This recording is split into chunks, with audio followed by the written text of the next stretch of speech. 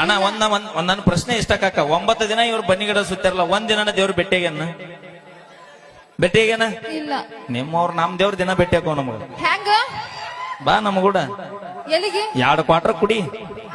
ಆ ದೇವ್ರ ಮುಂದೆ ಬಂದು ಉಪ್ಪಿನಕಾಯಿ ಕೊಡ್ಲೆ, ಚಿಪ್ಸ್ ಕೊಡ್ಲೆ ಅಂತ ಮತ್ತ. ನಿಮ್ ದೇವ್ರ ಅದು ಅನ ಕುಡುದ್ ಯಾವ ಗಟ್ರ ದಂಡಿ ಒಳಗ್ ಬಿದ್ದಿರ್ತೀರಿ ಯಾರಿಗ ಗೊತ್ತ.